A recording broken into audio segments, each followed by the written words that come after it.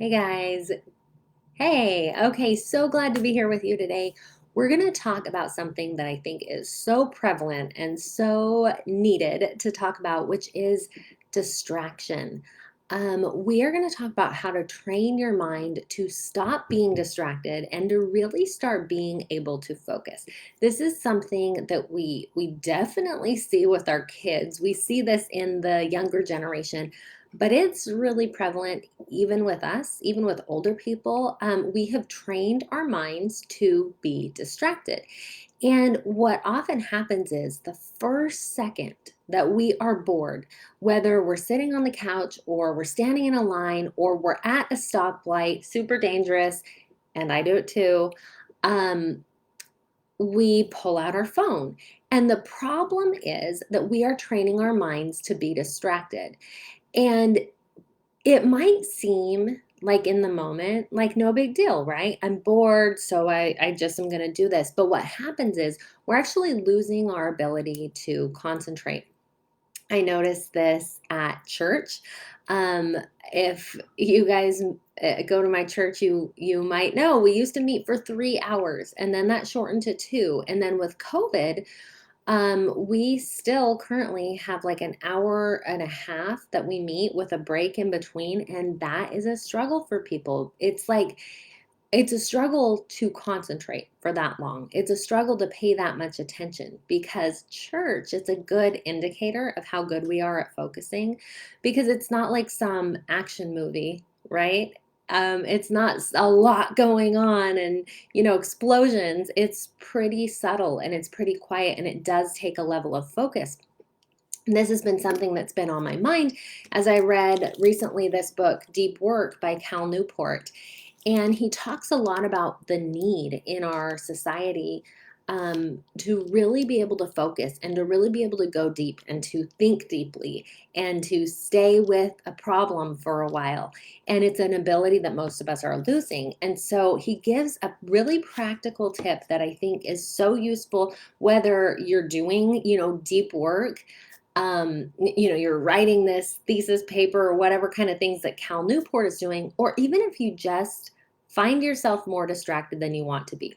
So, we a lot of times hear the idea like if you find that you're too connected, and we'll notice I'm on social media too much. I find, I don't want to be online as much as I am. And so we think I'm going to take a break. And so usually what happens is we take a break for a day or a week or maybe even longer. You take a break, but eventually we come back, especially maybe for social media, we can take a little bit longer breaks, but especially when we're talking about internet use, like it is indispensable to our lives. We need it, right? We do our banking online. We do so many things online.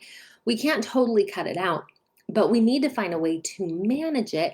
And what often happens because of this distraction problem, we might go online to just do online banking, and next thing you know, we're over here checking Facebook.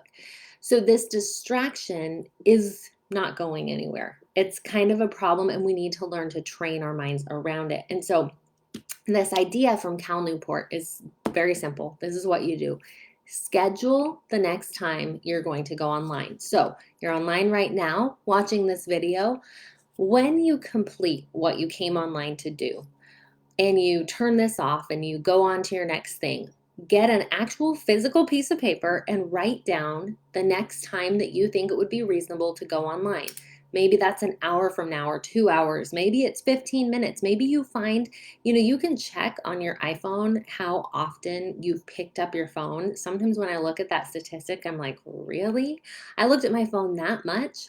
Um, this is going to help you get that number down. So write down on a piece of paper the time that you are next going online. And then, even if you think of something, a lot of times what we think of is really not that important, right? Oh, I'm going to check if I got an email. I'm going to check what's going on Instagram or Facebook. But even if you think of something, "Oh, I really need to order those tickets. I better go online to do it." No, you don't do it until the time that's set on your paper.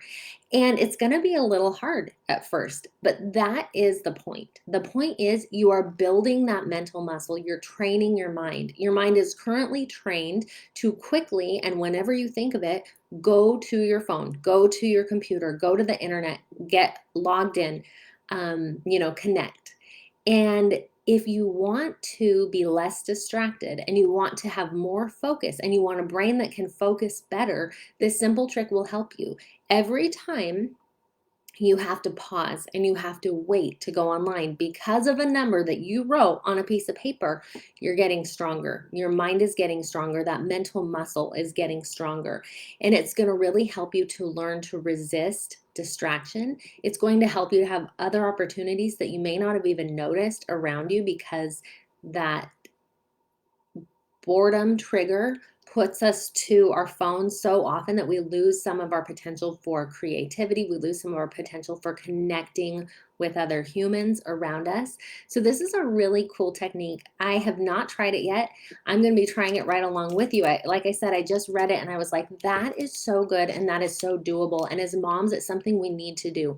We need to model to our children how to live in this connected, constantly on, constantly aware of what's going on your phone world. We need to live in it and somehow be able to rise above it. So I hope that's helpful. Let me know if you try it. Let me know how it goes for you, and I will see you guys later. Bye.